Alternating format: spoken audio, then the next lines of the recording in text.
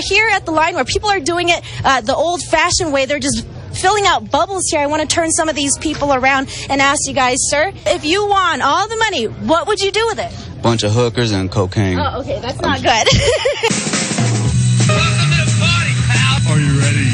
Yes! Call Kenny Loggins, because you're in the danger zone. This is my jam right here. Oh! Yes! Fantastic. Jackanakanori. And now for something completely different. The Music Lab. With James and Alex. Hello and welcome to the Music Lab, a show where two middle-class white boys indulge in their love of music of all kinds, also quickly becoming known as the world's #1 Bombay Bicycle Club fan podcast because we have managed to mention them every single bloody show, so I thought I'd get it out the way early. I'm Alex. And I'm James. Hello, everybody. Thank you very much for tuning in. In this edition, we're going to be indulging in some music from the likes of Cage the Elephant, Ego LMA. We've also got brand new music from the likes of the Black Keys, London Grammar, and Afrobeat legend Tony Allen. And Papa Thurman is going to recommend us a song by The Move and much more. James, how you doing, mate? I'm good. I'm very aware that we are sitting inside on a very sunny, lovely day. And yeah, just getting paler by the minute. Yeah, we were both about to record and we just got inside. Like, I went to the shops, you went to the shops, and we both texted each other going, should we maybe do it next week? Oh, no, let's not keep putting it off. It's really tempting when the weather's good. But it's kind of nice because it's nice to take a breather. My life has been really hectic the last month. I'm in the middle of buying a house with my partner. So fun! Adulting. I've never known stress like this. Yeah. Oh man. my god. I had to be like dragged into doing this because I was like, I am not ready. And I'm still probably not ready, but it'll be worth it. But afterwards, you'll be in a club where you can just be like, it's a stressful time. Yeah, I've been there. Yeah. Honestly, like, you're so unfeeling to everyone's problems as soon as it's happened to you because you're just like, I've been there. I've got the T-shirt. It's got the rips in it. It's fine. I remember I told you about it. And you asked me like 5 different questions, like, have you thought about this? Yeah. And my answer was, yeah, my partner has. Yeah, I'm not doing that. Yeah. I feel very, very privileged that I have my own place and my girlfriend's just got her own place and she has the most amazing garden. I just have a flat. She has a garden flat. And it's just, at the moment, it's just such a privilege to have a garden. Like, I'm just so jealous of all those people over the last 12 months who maybe don't appreciate the fact that they had a garden as much as we now do. Well, luckily where we live, we also live in a flat at the moment. And luckily there is a really lovely park right across the road from where we are. If you're local to St Albans, if you're listening, Clarence Park, we're right there. Please don't come knocking on my door in the dead of night asking for a quote-unquote cup of sugar. But he only uses agave nectar, guys. Agave nectar. Oh, it's a lower GI. I did say middle-class white boys, didn't I? We're getting a garden in the new place as well, so immediately we're like, should we get pets once we recover financially? Yeah, I know. Right, yeah. And then not recover financially because of pets. Do you know what? The main problem in my life right now is I'm driving back to the office. That's not the issue. The issue is my car auxiliary cable finally died. So now I'm back on the CDs. Yeah. So I've been enjoying Oh Shudder by Dutch Uncles, which is an album I haven't listened to for a while. And Kate Bush, Never Forever. But honestly, I need a new car now just because of the auxiliary cable, because at this point, I fixed it once before. I had to get an engineer to do it, who I lived with. Jeez. And it's just not worth exploring that car anymore. Is it the cable itself or like the bit Both. you plug it into? Both. Oh, no. So how were you doing it before? Was it one of those like cigarette lighter plugins? No. It was like it's a proper like inbuilt auxiliary cable. It's one of the reasons I bought the car, even though there were cars available at the time with Bluetooth. Oh, no. Well, wouldn't it be cheaper to just maybe get a different stereo system? No, it would be cheaper to get a new car and stop pushing this car along. Honestly, this car is almost 10 years old. I think I just need a new car now. That's fair. I've also been getting back into CDs, not because I've got an old banger. I don't drive. It's just I finally upgraded my record player from like a really cheap thing to I actually splurged. I saved up and it ended up with a CD deck. So I've dug out all my CDs. And it's really nice I've been rediscovering Queens of the Stone Age albums and Radioheads, and it's really, really lovely. Anyway, enough CD and old format chat. what have you got lined up for us first? Well, I've got a track by Cage the Elephant. Admittedly, the reason I've chosen this isn't because I've got a lot to say about Cage the Elephant. I've only really heard 2 or 3 songs by them. And every time I listen to them, I hear one of the songs, I think I really should explore them more because I always really love what I hear. And I definitely think that if I dived into it, there'd be a band that I'd really love. But the reason I picked this particular track, which is called Broken Boy, is because I've been watching a show on Amazon called Invincible. It literally just wrapped up a day before we're recording this. I haven't watched the final episode yet, but I've watched all of it up until there. I don't know if you've heard about it, James, but it's basically based off a comic book by a guy called Robert Kirkman, who also did The Walking Dead. Okay. I'd never read Invincible. I'd always heard it was good. It was one of those, a lot of comic book fans kept citing it as a really good book. A lot of comic book professionals in the industry, writers, artists, always said it was good. I never got around to it. I just knew it had some buzz, and Amazon were like, we've got this new thing, and their social media team have been quite funny. So I thought, you know what, screw it, I'll give it a try. I really, really loved it. I got to be careful with giving any of the plot away, because the first episode puts you in a false sense of security about what the show's going to be. You think it's going to be a certain thing, and then at the very end of the episode, it sets up the remainder of the arc for the season, and it's something that if you haven't read the books and you haven't been told, you probably wouldn't guess is going to happen. Yeah. So the basic premise is there's a guy whose dad is basically Superman. It's not Superman, but it's Superman in all but name. And there are these other superheroes out there. They're all basically versions of famous ones, mostly DC characters like Flash, Wonder Woman, Batman. And his son starts developing powers. So he's basically learning how to deal with that, and his father starts training him.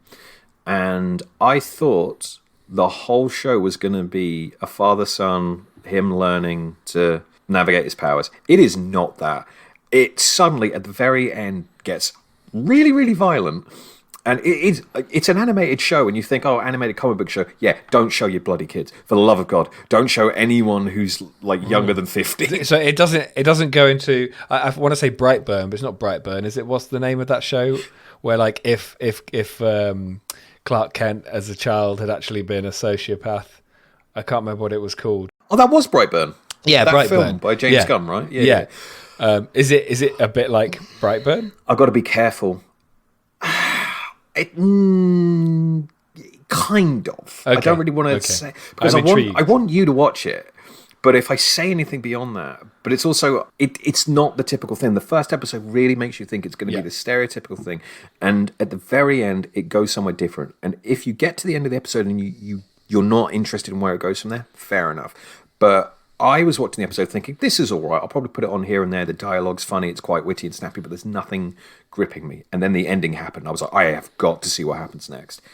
And I ended up falling a bit down a rabbit hole of like because it's Amazon, they also put the first 3 volumes of the graphic novel available for free on like they do Amazon Prime reading, so you can read it on Kindle. So I read all 3 books very quickly. Like it's actually, to be fair, a very good book, and the show is fantastic. The cast is amazing. You've got J.K. Simmons as the Superman star character. Sandra Oh is in there.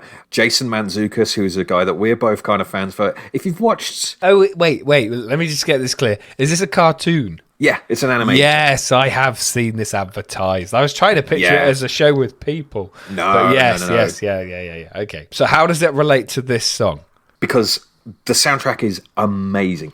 Every single episode, they play such great stuff from the likes of Run the Jewels, obviously Cage the Elephant, I've just mentioned, Soak. It is just so phenomenal every episode, to the point where I keep pausing it and like looking at the X-ray thing on Amazon Prime, or Shazamming it, or just looking everything up. And I've looked up playlists. I'm really hoping there's an official soundtrack released, because every single song, and it's introduced me to a lot of good stuff that I wouldn't have otherwise heard, but every single song is amazing. And this was the very first one from the first episode, during a montage where the main character, Mark, is learning his powers, learning to fly, and like it's supposed to be the feel-good, he's learning the ropes montage. And the song playing is this. It's Cage the Elephant, and it's called Broken Boy. Do check the show out. Check out the books if you want. They've announced the next 2 seasons. I'm definitely going to be watching it. I love it. Here it is.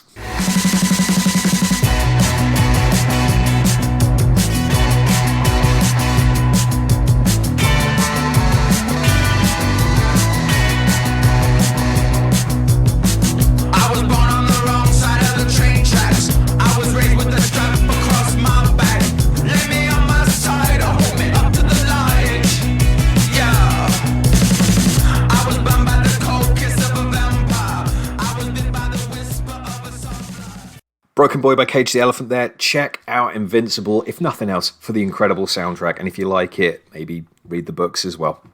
Yeah, I love that song. It was it's sort of got a lot of energy, but it's restrained like up until that chorus bridge, and then the really howling guitars. It's good fun. Yeah, it gets you going. I love the little drum fill as well. And then it just feels also that really abrupt ending. It's just like yes. I don't know how that would have worked in this TV show. Again, you'll have to tune in and find out and see if you like it. I think we got a really nice mix of songs today, so I feel that our music, I probably should have said this before, but whatever. We've got two distinct categories, I feel. We've got nice and loud, like that, and then we've got nice and chill, mostly from James's collection, James's picks. And I think they play off each other very nicely. Yeah, I've kind of gone with... I didn't even realise I was really doing it this time, but I have probably... focused on quite chilled out songs this time. So next up, I've chosen a song by Alfie Templeman called Everybody's Gonna Love Somebody. Look, if you've listened to Radio 1 or any big radio station recently, you've probably heard this song. I just think it's really good. I was just listening to Radio 1 because as I mentioned earlier, I now just have to listen to CDs or the radio, and I don't have a DAB radio in my car. So basically, no more 6 Music for you. Oh yeah. Oh no. And I was just driving to work, and I was like, oh okay, I don't want to listen to Stop Making Sense about 50 times as much as I love this album. So I'll just put on the Radio 1. Well, you could always just buy American Utopia instead. Yes, I could. And then I was like, well, okay, let's just see what Radio 1 has to offer. And they were playing this, and I was like, this is really, really good. And yeah, it's just a perfect pop song. It kind of takes on a different experience depending on the weather. So like, obviously, like the weather's been great recently, and I was just loving how sunny and sun-kissed this song felt, because it's got that great bounce with the gated reverb on the snare. But it also has rained over the last couple of days, thank God, because it was getting very dry. And it just kind of also works on a rainy day because it's so washed out on the guitar with the reverb. And also the saxophone is just like really sort of rainy day 80s classic sax. And it just really works for me. It's a really, really great song. And you just made a good point about sticking the radio on. I've noticed recently pop feels like it's getting happy again. Like for a little while, I've avoided listening to the chart music, not to be an old man yells at cloud about it, but just more. None of it appealed to me because it all kind of had the same downbeat feeling to it. Whereas if I tune into Radio 1, I want to have a good time. I want someone to get my foot tapping and my head not robbing back and forth. I want to be charged, and this song does that for me. Yeah. So this is Everybody's Gonna Love Somebody by Alfie Templeman.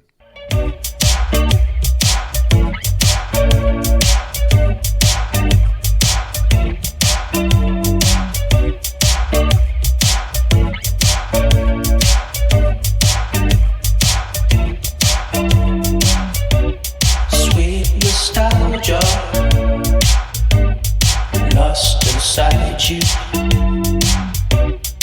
Is she living? Cosmosis.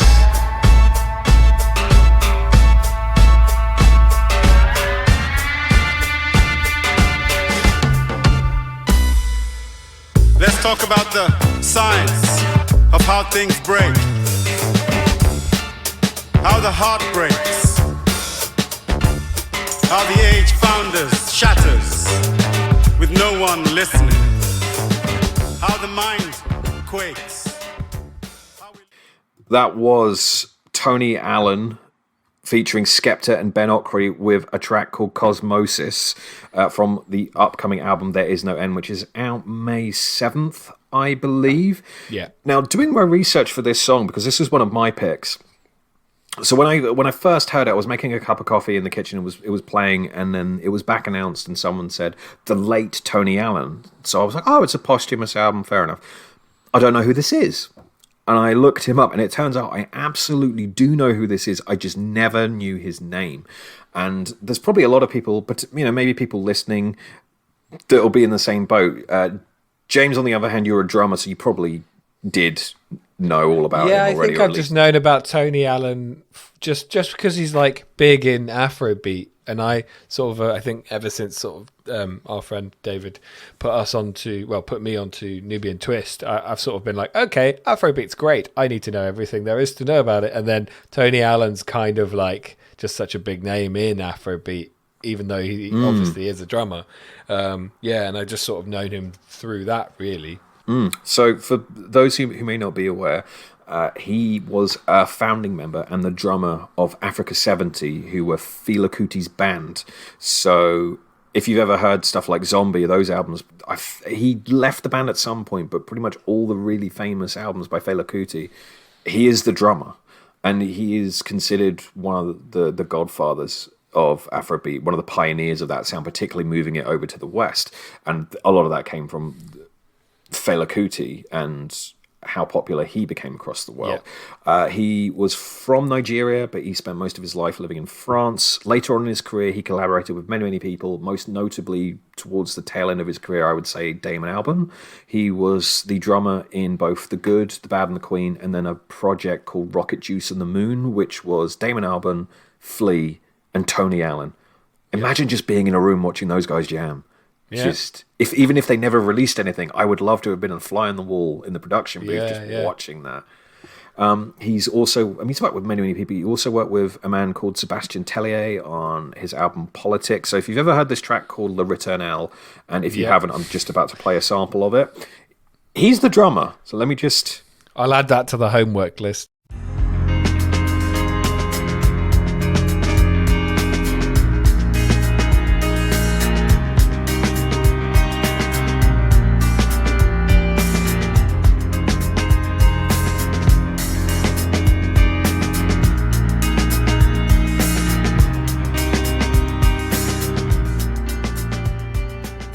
Yeah, that drums, that's Tony Allen, which is kind of amazing to me because I remember being introduced to this song when it came out from a friend of mine, and he sent it to me because he wanted to talk about the time signature change that happens at a certain point.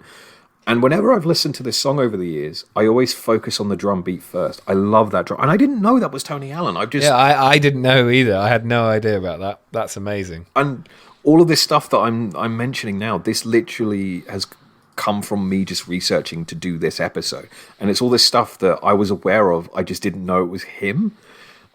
So here's some details about this upcoming album. So Tony Allen passed away last year at the age of 79.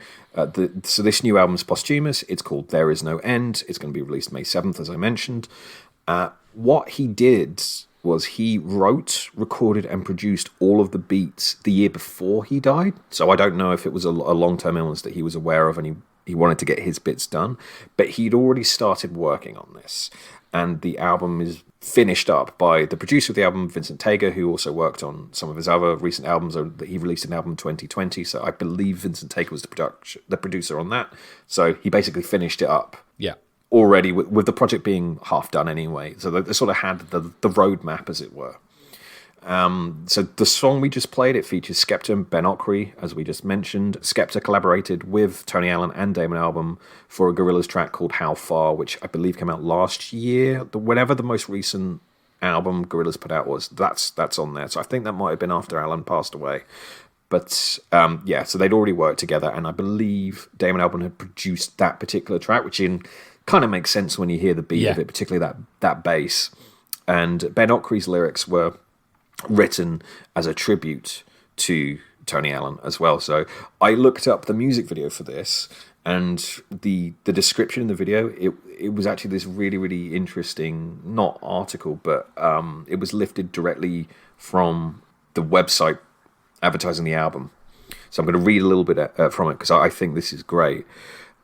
And this is the driving force of this album. Tony's motivating concept and desire was to work with younger artists and especially the new generation of rappers and give them voice in a time of global turmoil when music has never been more important. And I think you mentioned when we were putting this show together, I think you said this yesterday, you mentioned an idea of it being a passing of the baton. Yeah. So that was always the plan on this album, which I think is wonderful because you don't see that many legendary artists putting themselves out there to pass the torch to give other people platforms where they might not have had them previously. And I think just that in itself is wonderful. Yeah, Tony Allen's an absolute legend. Yeah. I'm definitely going to check this album out when it comes out. As I said, it's out May 7th. It's called There Is No End. And yeah, I can't wait for it. I mean, that song alone is one of my favorite songs I've heard this year. Much like I was blindsided by that Tom Jones song, this is another one where I'm like, holy hell, and I listened to it over and over again. I found a few great quotes as well while I was doing my research on Tony Allen. I'd like to share some of them as well. The producer, Vincent Tager, said this: he was a teacher without speaking, a drummer and a guardian with a great artistic vision, and that vision filled the songs even after he had left us. Which I think is just a wonderful tribute, especially with continuing this work. And Ben Okri, who we heard, who wrote these lyrics, as I said, as a tribute, we both pointed out as we were playing this, there's this one particular recurring lyric that both really stood out to us, which is, the present moment began with fire, and still it burns. It began with water, and still they drown. Just what a lyric. Yeah, it's just so powerful. I just love that. Yeah. So Ben Okri said, this man could have lived another 150 years and kept creating new worlds. He had become the master shaman of his art. He knew himself and his mind. He wanted the album to be open to the energies of a new generation. But like a great mathematician or scientist who found a code for a new world, with just a few beats, he created this extraordinary canvas. So just those quotes from working with... So it's one of those things where clearly working with him was like magic, just working with this alchemist. Yeah. And even with him not being present in the room, they clearly felt his guiding hand. That's the impression I get from these quotes. I also found two wonderful quotes about him in general, one from Brian Eno and one from Fela Kuti. I love both of these, so I'm going to share these two and then I'll stop. Tony Allen is perhaps the greatest drummer who has ever lived. That's Brian Eno. And a more simplified one from Fela Kuti, which I will leave you with. Without Tony Allen, there would be no Afrobeat. Yeah, which I think really sings volumes about his impact on music as a whole. It's funny as well, because if someone off the back of listening to us talk about him goes and actually just looks up Tony Allen, you'll find lots of music, but he himself, like as an artist, hasn't released like a huge back catalogue. Not really, but it's actually his contribution should be measured in how much he's impacted everyone else and worked with other people. And like, for instance, I didn't even know that he'd worked with Sébastien Tellier. Like, and I love that song. I listen to it all the time, and I didn't know that was him. And it just goes to show he's probably there on something you love and you have no idea, because that's how collaborative he was. And you mentioned Nubian Twist earlier, who you're friends with, and he worked with them. And it wasn't like this hugely announced thing, because I was never aware of this. And you said, "Oh, I think they worked with him on something," and I had no idea. So I googled it, and lo and behold, there is a track on this. Is it their second album? So the track's called Ghosts, and that's him on percussion. And once you know that and you're aware of his style, it's very obvious. But just the idea that he continually wanted to work with the next generation and give them some wisdom, but also collaborate. Yeah, you don't get enough of that in music, in my opinion. No. I think that's wonderful. And talking of the next generation, I've picked for my next song. It's not obviously by a British rapper. It's by an American rapper called Supreme Soul, and it's a collaboration between him and an amazing producer called Handbook, who mainly just does like instrumental lo-fi music. That I've like known about him on lo-fi stuff on like SoundCloud for years, and he just did this song, and I was like, okay, let's check it out and see what it's like with lyrics. But like, I'm not actually going to say much about this song. I'm just going to say like it's a wonderful backing track by Handbook, but in terms of the song, I just want you to listen. So this is Talk Show Host by Supreme Soul and Handbook. Seriously, listen.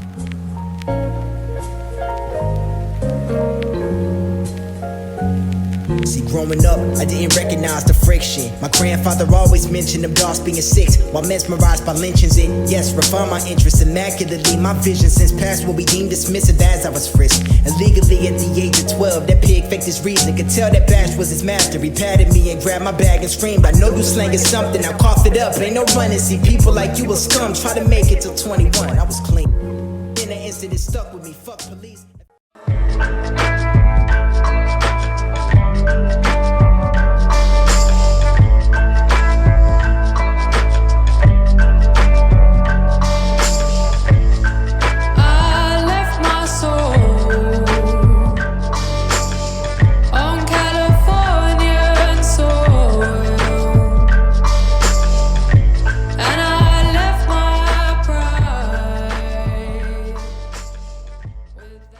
That was Californian Soil by London Grammar, the title track from their brand new album. It's really, really good. I always love London Grammar.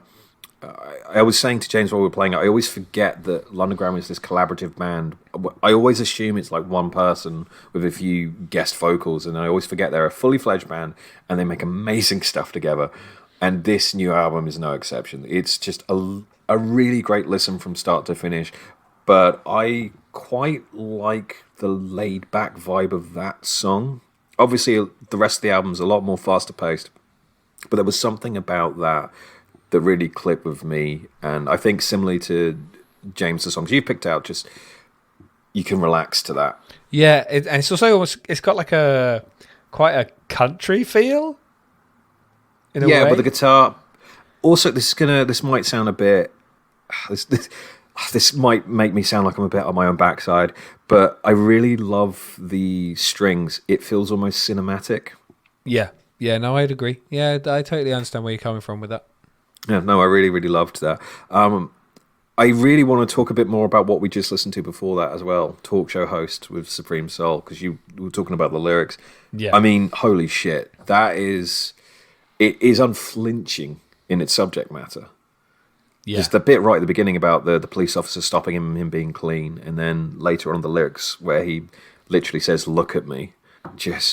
It goes in with what you hear Ben Okri and Tony Allen saying Cosmosis, but they were talking about it in a much more abstract kind of way. Yeah. Supreme Soul kind of grabs you by the shoulders and forces, it addresses the elephant in the room. Yeah. And this is actually quite an old song. It's 2019, I think. And I think the original, because this is a remix with Handbook, but I think it's a more successful one, so it's basically the same thing. I think this was probably written in 2018. So, obviously the struggle of a black man in America is still, was still just as bad like 10 years ago and 5 years ago and 3 years ago. But obviously it's just the consciousness of it in conversation at the moment is just so much more widespread. Yeah. And I think it just comes across as even stronger now because of that. But yeah, I just think it's a great song, and it's just very powerful. And I just urge everyone, whenever they listen to that song, don't just stick it on. It's a great song on its own, but there are bits that if you're not catching them, then I feel like you've missed the point slightly. I don't want to be music Nazi about it, but that's kind of like why that song exists. It's one of those times where, yeah, it's more about the message than the beat. The beat's great.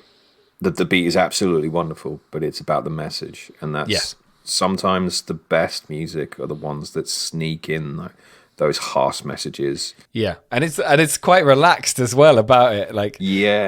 Because it's such a chilled out tune with the lo-fi touch.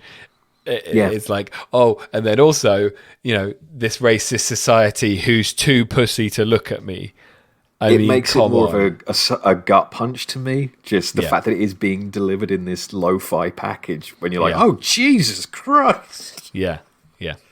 No, it's phenomenal. So I really wanted to bring that to attention. It's becoming a bit of a recurring theme. Obviously, the first episode, we talked about it with Run the Jewels, and we played that bit. I mentioned American Utopia earlier, but we played the bit where David Byrne actually talks about James Baldwin. He's like, hey, this is a man who his entire life had to go through all of this, and obviously go all the way back to people like Emmett Till and just the generations. And as you said, it's being talked about more now. That doesn't mean it's getting better. It just means that people are finally just going, all right, what the fuck? How is this still happening? And yeah. Anyway, moving on from this very serious conversation, I think we should probably move into the territory of less serious conversation. And that's because it's time for... This is Papa Thurman Recommends. AKA the only reason any of you listen to the show. Yeah. So I'm just going to read out what my dad said as usual. Hello, folks. It's the Papa Thurman Recommends slot. The choice this time is all about digging deeper for musical gems of yesteryear. Songs that give an insight into the emergence of new musical approaches and successful bands. In the late 1960s, Birmingham was a hotbed of popular music. Brum Beat, as it was known, the Moody Blues, Black Sabbath, Spencer Davis Group, Traffic, all emerged from the pubs and clubs circuits of Birmingham. And of course, Bonham and Plant from Led Zeppelin and Carl Palmer from Emerson, Lake and Palmer were part of the scene. Hugely important in the drum beat were The Move with Roy Wood and latterly Jeff Lynne of ELO fame. Their Flowers in the Rain hit single reflected the San Fran influence on British music. It was the first song ever played on Radio 1, and Brum was leading the way. The Move followed up Flowers with Cherry Blossom Clinic, and here it is. Easy to hear how Roy Wood and Jeff Lynne went on to form the Electric Light Orchestra. And James, your quiz question is, how many times have you driven past Roy Wood's house, yet never given him a wave? So here is Cherry Blossom Clinic by The Move. Discovered that the papers have been signed. To my bed I am confined, owing to my state of mind. Special food for thoughts I must be fed. The authorities have said that I'm going up my head. Suddenly from flower skies, 20,000 butterflies glorify my dead in room. Turn from hot to very cool, though it seems incredible.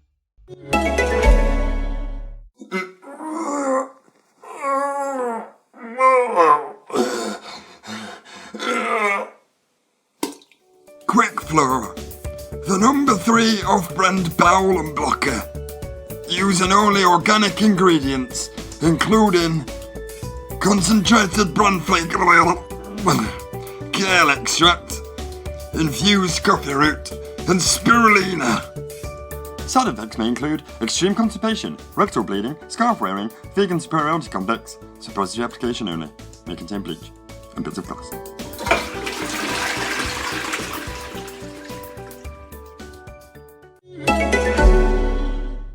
That was Cherry Blossom Clinic by The Move, as selected, of course, by Papa Thurman.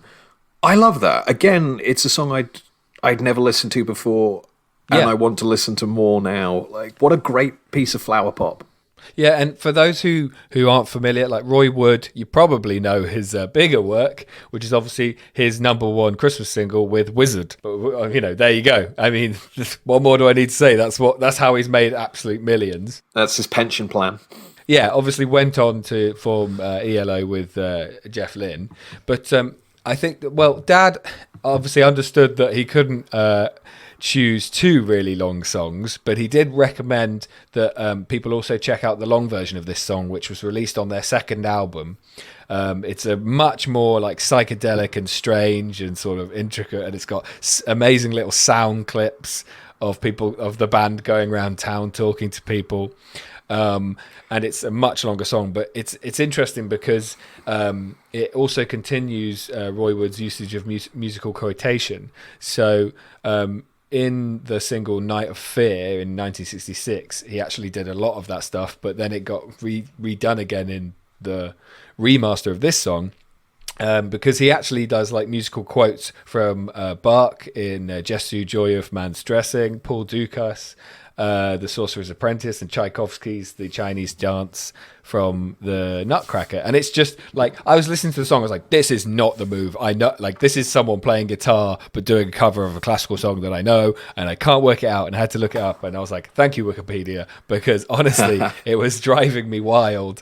But yeah, it's a fun song, and The Move obviously just had such a massive impact, but they never really broke America. And I just find that very strange, but I think it's probably to do with them being more focused on how they looked than how they sounded. I mean, yeah, certainly when they started. I don't know if you could say that by the time we got to the second album where the revisited version comes from, because it's a cover where they're all in raincoats or something. It's just I don't really think they're focused on fashion. Well, I think they're dressed as superheroes actually, or something bizarre. But they've obviously gone from Beatles mania to trying to actually be their own thing at that point. Yeah, but I completely agree. It's kind of mad where there's so many of these bands that came out of the 60s from Britain that have a huge legacy, and it's not like they're unknown in America, but they never at the time were huge. Say, for example, so the example I gave when while the music was playing, while the song was playing, the example I gave was the Faces and the Small Faces. Like they had modest success in America, I'm assuming, but they weren't a huge band. The Small Faces did very well with Hodgkin's Nut Gun Flake. but but the Faces came after. Yeah, and then Rod Stewart was the one that conquered America. It's kind of like, that's okay. That was interesting. That's not the way I would have assumed it had gone around. Well, they just needed a sexy face. This is, ironic, but the thing is, they had Steve Marriott, who was an incredible singer, but he fell out with who owned the Small Faces. This is the problem with the Small Faces. They were fundamentally owned by their record label, and they made no money. And off the back of that, Steve left, and then Ronnie Lane ended up joining up with Ronnie from the Rolling Stones, whose name I can't remember. Ronnie Wood. Ronnie yes. Wood. And then they were the Faces. They weren't doing that well, and then they got obviously Rod Stewart. They were still the Faces, and then they became Rod Stewart and the Faces, and then that became Rod Stewart. And I hate all of that stuff because Steve Marriott is amazing. Yeah, he deserves to be as well known as Rod Stewart. And it's really annoying when that doesn't happen, when that kind of thing. There are loads of people that I love where I'm like, oh, I wish that person was a bigger name. It's like music nerds like us, we know them, but like the general public, they're not. Because I think we'll explore it on another episode at some point. But Odgkin's Nut Gone Flake, the fact that half the album is just brilliant songs, really, really good. And then it tells the story of Happiness Stan, and it's really fun, really experimental. And in one song, Lazy Sunday, Steve Marriott goes from talking like this to then singing like an American superstar. And you're like, how does that man have a Cockney accent and this like a soul singer voice? And that's the Small Faces. It's amazing. So yeah. I personally think this is leading up to an episode that we dedicate purely to slightly obscure 60s psychedelic gems. So it's essentially just an episode full of like 13th floor elevators. I'm sure Papa T would love that. So he'd love that. Yeah. We could get him in for the episode. Yes. But anyway, so that was Cherry Blossom Clinic by The Move. And next up, I think we have one of your choices, Alex. Yes, we do. This is another new song coming out by the Black Keys, one of my favourite bands. Have I played them already? But I probably have. Not yet, but we've played them many times on the Music Lab in the past. On the early version, yeah. So I go back and forth. I usually play like the National and the Black Keys. Those are two of my favourite bands. And the Black Keys have just announced a brand new album. Very quickly, kind of out of nowhere. They didn't give any hints that they were in the middle of recording anything or writing new material. So the upcoming album is called Delta Cream. It is coming out on May 14th. And it is, from the song that we're about to play, the lead single, it's a return to that down and dirty blues rock made in a garage sound that they had in their early years before they had their big hits. So early on in their career, it was just blues covers and just them just knocking stuff out with all this fuzzy guitar. And later on in their career, they hooked up with Danger Mouse and they went for a cleaner, more pop sound. And that's when they did stuff like Gold on the Ceiling and Next Girl. And I don't dislike any of that, but it's a hell of a departure. And I do really love that early stuff. And I always assumed they're never going to go back to that. And I remember the last time it came out, Let's Rock, and they said, well, we recorded this, just the two of us in the garage like we used to do. And I was thinking, that it's going to sound like those early albums. And it didn't, because the production was really clean. And I liked it, but it wasn't what I was hoping for. This, from what I can tell from this song, it is what I was hoping for the last album. And it annoys me how much... It annoys me just the level of talent and creativity they have, and I wish I had this kind of drive, because this album was recorded in about 10 hours over 2 afternoons. Wow. And they didn't plan it, they didn't rehearse it, they kind of sketched some stuff out. They'd finished the tour of their last album, they just went in over 2 afternoons and banged a whole bloody album out like it was nothing. Doesn't that just drive you up the wall? Yeah, that's King Gizzard and the Lizard Wizard sort of level of production. Twice a year they do that, yeah. There's a quote from Dan Auerbach, who's the guitarist in the band. He did an interview with Billboard recently, just talking about why it sounds like it does.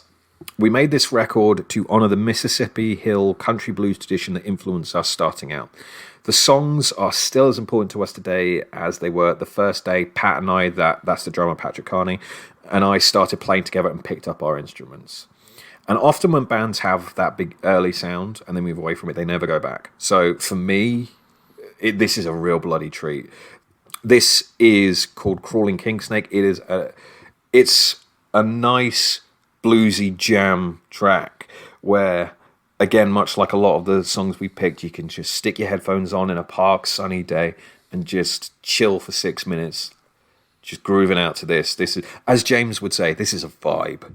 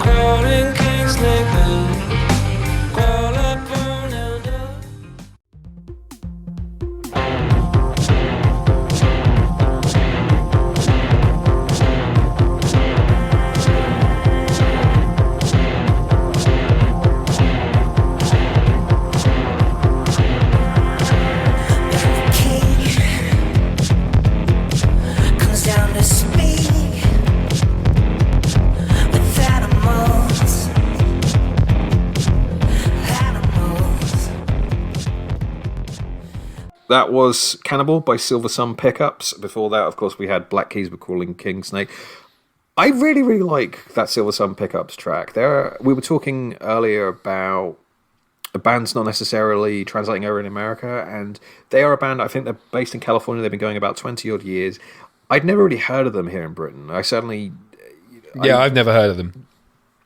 But Spotify would recommend me songs by them here and there, and they've got a decent following. This particular song, it was actually on a best of that they released. So obviously, if you can put out a best of and a greatest hits, you clearly have sold enough records.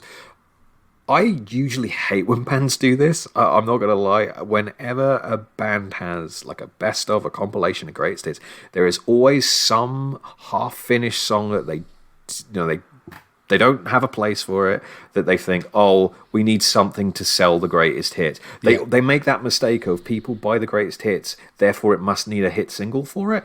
And it always sullies an otherwise great playlist of songs that you love. And it's just like the Red Hot Chili Peppers are a great example, where you got all this great stuff, and then at the end there's these 2 tracks that they feel like they weren't finished, and it's just like Supergrass smashed that though. They, for their Supergrass's 10 best of, they did a song called "Kiss of Life," which isn't on anything else. They did it just for the best of, and it's one of my favourite Supergrass songs. I feel like you have to do like something really good if you're going to do that. Like it has to be a good standalone song.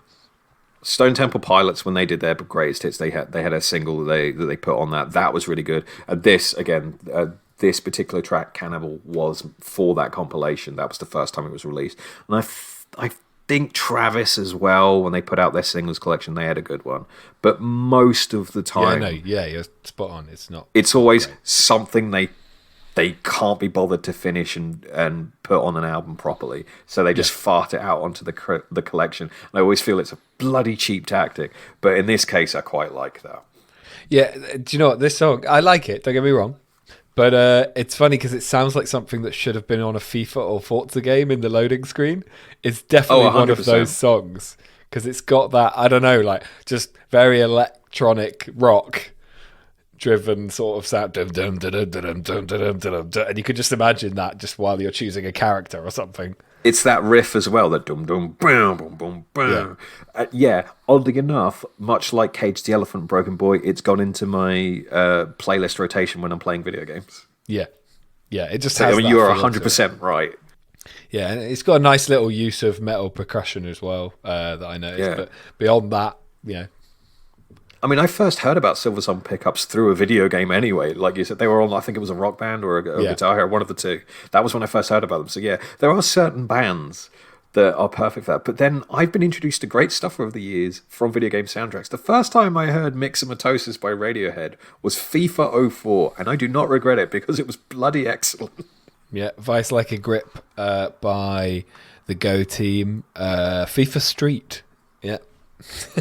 And also, Forza Horizon always has a great soundtrack. Yeah, it does. Like I think a band good. know that they've done quite well if they're on one of those. I don't know if it brings them much money. It certainly makes the record company a lot of money, I'm sure. But yeah, I mean, there's also certain labels. I think Hospital Records or London. I don't know, but definitely UK-based drum and bass label. they always have like their own in-game radio station with people on their roster just as a playlist. So like, I think certain records companies definitely get kept up, but it's also really cool because it's all these remixes of bands like Haim and M83 and Churches. So it's always good anyway. Oh, you mean Churches? Oh, Churches? No, I saw them live, and the singer called them Churches. So it's you're right. It's just a really, really. But yeah, it's always spelled. Yeah, my brain always says Churches. There was that really weird trend of bands doing that, like just that weird, obnoxious spelling on purpose. I hated it. I'm so glad we're done with that. And before that, it was scene bands with ridiculous song titles that were like almost a paragraph. Oh, that's a Fallout Boy trope. Well. Pete Wentz loves doing that. I always loved it because it just made it feel so emo. Like if the song didn't sound emo enough, the fact that you've basically written yourself a MySpace like status with the song title, that like what was it? Champagne for my real friends, real pain for my sham friends. All one line. That was the song. I don't even know what the song sounds like. I can't remember if it was a Pete Wentz Fallout Boy one, but I remember seeing one. And oddly enough, this was the days of MSN Messenger where you'd see like now playing, and my friend had a song playing, and the title was, I shit you not, this is burned into my brain. There's a reason those tables are numbered, honey, you just haven't figured it out yet. What the fuck is that? What the fuck is that? That's not a song title. That's an insult. What the best ones on the days of MSN were when you had a friend who clearly downloaded something from LimeWire and they just couldn't be bothered to remove all of the jargon. So you just had like an entire URL in the song name. Oh yeah, /. It also I'll tell you off air, but I've seen some dodgy things on Now Playing over the years. That will be in the Patreon section of this podcast. Music Lab After Dark, exclusive to our subscribers, our Patreon backers. You get a Q&A and an After Dark episode. Oh dear. That's when we turn the lights off in the lab, and we make ultraviolet chemicals. I don't know. Anyway, I don't know where this is going. I got it. Music Lab, the dark room. There like you're doing guys. Pictures. These are the jokes. Anyway, moving on to slightly more finessed music. Is that fair? I don't know. Whatever. Anyway, so next up we have one of my choices, and I don't really know where to start with this because I'm a big fan of Floating Points. This song is called Movement 1. It's from a new project he's done, and it is I can't actually remember how many movements. Is it 9 or 6, Alex? Something like that. 9. It's 9. And yeah, so each one is just movement 1, movement 2, movement 3, etc. And the whole album's called Promises. And it's a thing of beauty. So Floating Points, aka Sam Shepard, so he's somehow managed to collaborate not only with the London Philharmonic Orchestra on this, but also the legendary saxophonist Pharoah Sanders. I didn't realise myself, as I like jazz, but I don't sort of live and breathe it. But Sanders was John Coltrane's protege, and he was in his band on and off for the latter years of Coltrane's life, and since has become an elusive but huge sort of figure in the jazz landscape. Due to this, he is privileged enough to choose carefully who he works with, and like he really I think he's like quite a grumpy old man, but like nice. I mean, I wouldn't know, but I just get the feeling that he's incredibly talented, but like very picky with who he chooses because he can, right? And why shouldn't he? Yeah, absolutely. And somehow Sam Shepard, Floating Points, managed to sweet talk him, and together they've made this incredible album. I'd love to play the whole thing, as Alex knows, but mainly because you have to hear it as a whole piece to really get caught up in the rise and falls and the overarching sort of composition and the themes that sort of weave throughout it. But yeah, I'd like to actually, before we play it, I'd like to hear what Alex has thought of it, because I know that he's listened to the album as well before we're recording. Yeah, I listened to it this morning, and so I would, just to echo what you just said, I feel like this is less of a track, as more of an extract of a piece of music. Yeah. Because the entire album, I feel like it is one continuous piece of music. Because you have this recurring bit in it throughout the entirety, and it's an LP length. It's 45 odd minutes. And I was listening to it this morning when I was doing stuff around the flat, just doing the washing up, and I had my headphones in. And I remember thinking, oh, this is really, really lovely. I've been listening for a while. I guess it's moved from movement 1 to movement 2. And I checked my phone, and I was on movement 6. So it is clearly just one piece. It's lovely. Yeah, and it's interesting that you mentioned that about, the fact that it's a famed saxophonist, because the sax is what stood out to me. Yeah. And, yeah, it is... You can see how trip-hop artists take their influence from stuff like that. Bonobo sprung to mind when I was listening to it. It felt like something Bonobo or somebody like Madlib would take as a sample. Yeah. Because he did all that like stuff. Bonobo, Caribou, Fortet, Floating Points. They're all sort of in that same ilk. But Floating Points, he hasn't released anything since 2019. He's clearly been working on this very hard over the last year, which is very impressive considering it's the Philharmonic Orchestra. Oddly enough, the orchestra, I thought they'd be a dominant part of the music, and they're not. They're kind of more in the background.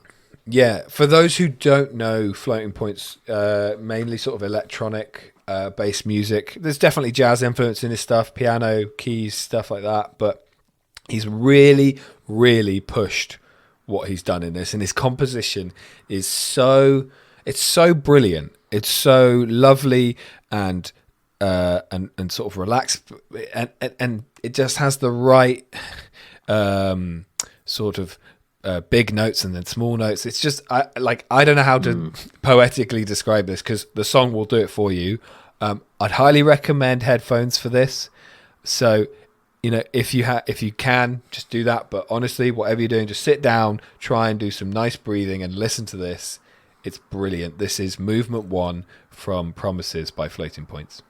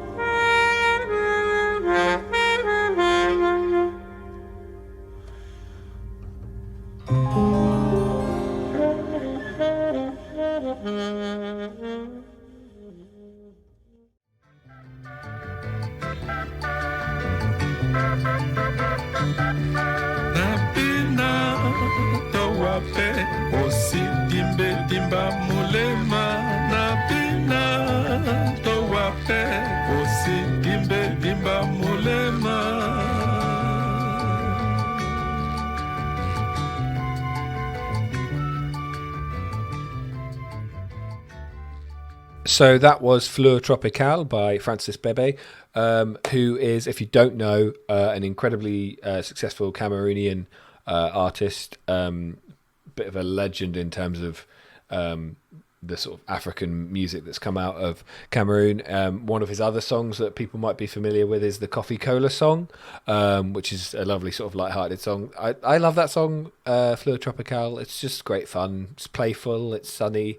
Almost sounds a bit like a Lemon Jelly song, but I think it's more that Lemon Jelly sound like him, considering that song you can see where they got that. You can see where they got that sound from. Yeah. I've got to be honest. For an entire week, I've had this song in my head. It is so nice, and just the horn section, particularly just in my head, I've just had. It's so even nice. The little synths. That are like, we're not going to make this intrusive. It's just going to be. Like, you could put that on a loop and it can play for 10 minutes, and I'll think it's just one long song. Yeah, it's lovely. Just absolutely love it. And going back to Floating Points really quickly, you were saying about stick some headphones on, get some nice breathing going. If I can add to that, how some people say that in order to really, really absorb a good book, sit in an armchair with like a cup of coffee on a quiet day by yourself. For me, an album like Promises, it's the kind of album to listen to, maybe not too late at night, but it's kind of, 9 o'clock, you got a drink of choice, no distractions, you just sit there and you let it wash over you. And I love when artists do an album which is one piece of continuous music. Obviously, the most famous example would be something like Tubular Bells, which is a very different kind of thing.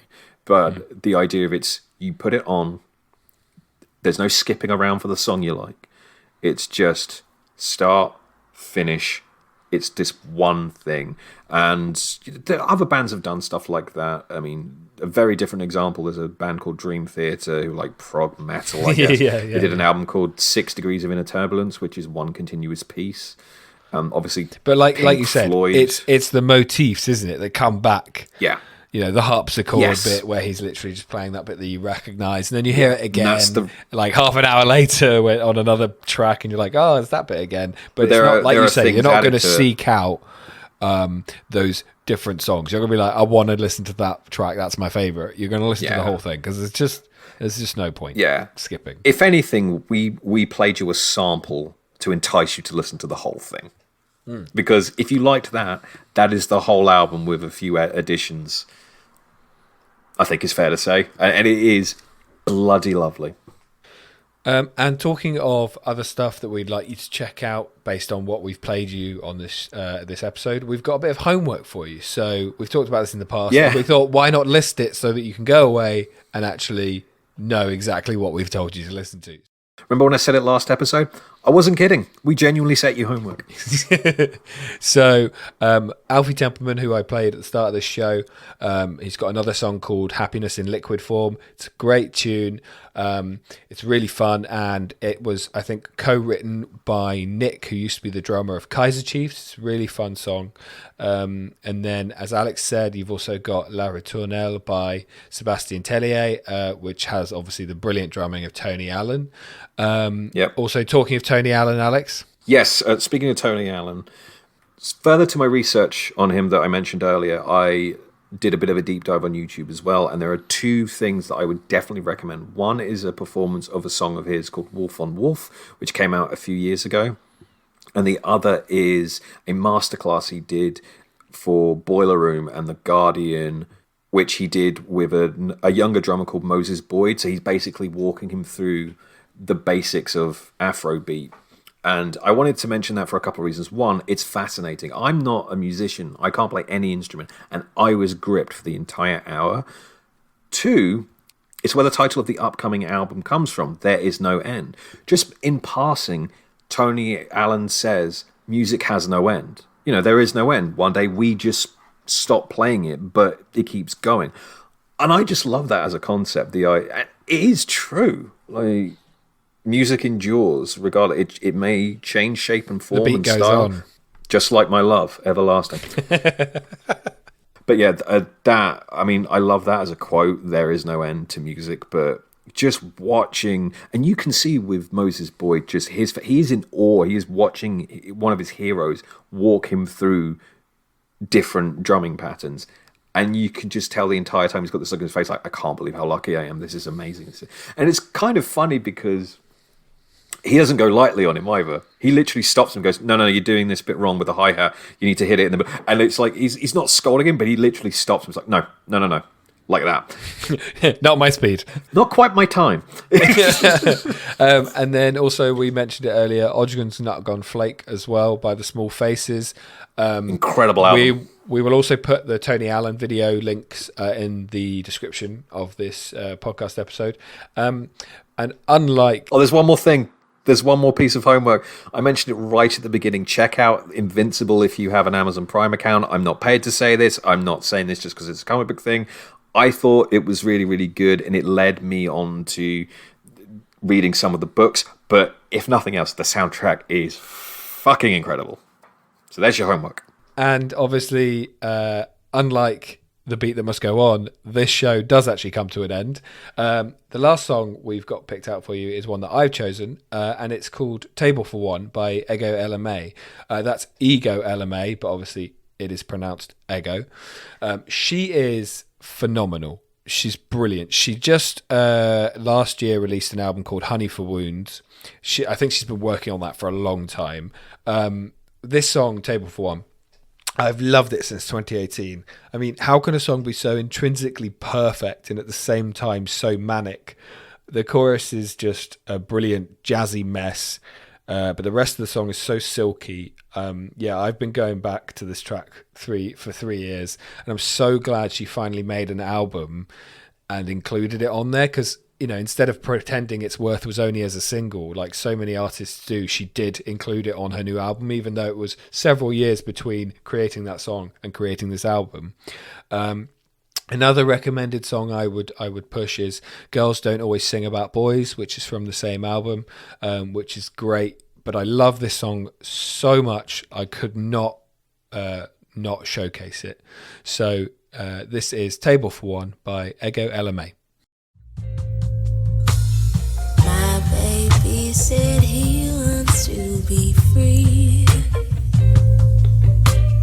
but where does that leave me?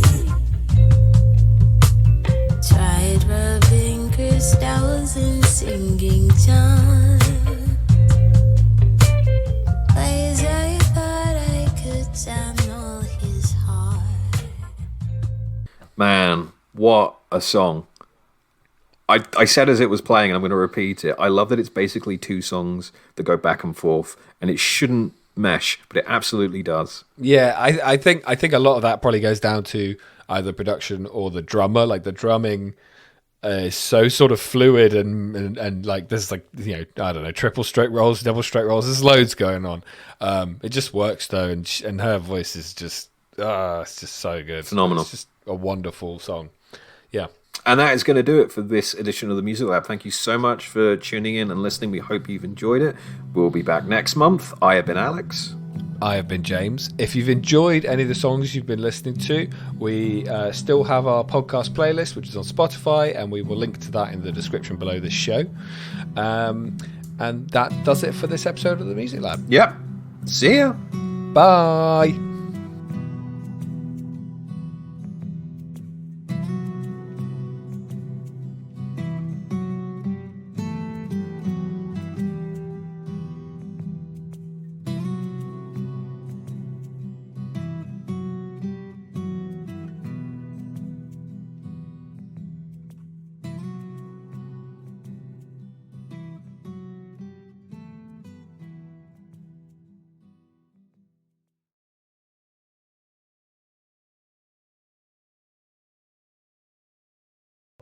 I want you to park that Big Mac truck right in this little garage. From the top, make it drop. That's some wet-ass pussy. Yeah, you fucking with some wet-ass pussy. Bring a bucket and a mop for this wet-ass pussy.